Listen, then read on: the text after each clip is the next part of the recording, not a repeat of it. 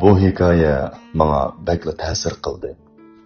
Onasi og'rib qolgan bir yosh do'stiga telefon qilib, "Do'stim, anam og'rib qoldi.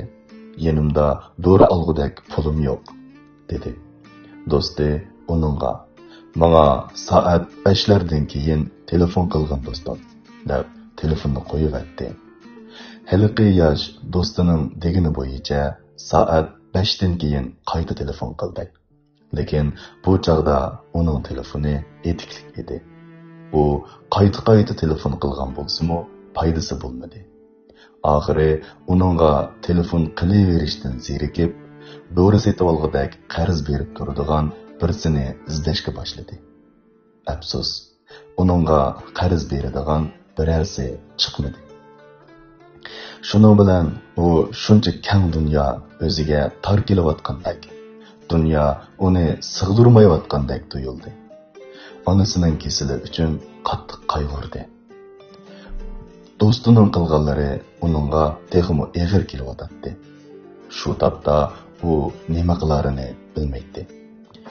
Oxiri umidsizlangan holda uyiga qaytib keldi.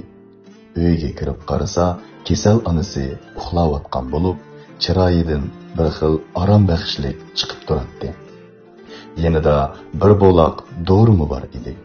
U darhol singlisining yoniga berib, dorini kim akelganligini so'radi. Singlisi uningga, "Do'stim kelib, doktor yezib bergan retseptni olib, dori akilib berdi. Bir oz ilgari ketib qoldi", dedi.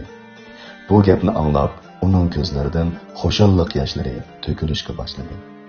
U darhol sirtqa chiqib, do'stini izlab topdi va uningga, "Men sana 5dan keyin telefon qilganimda telefoning etik edi-ku", dedi.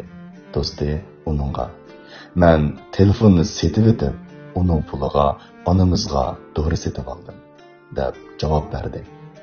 Demak, do'stlik degan telefon xotirangizdagi yoki telefoningizdagi uzun tizimlikda emas, balki beshingizga kun tushganda hamnafas bo'ladigan kishilarning bo'lganligida.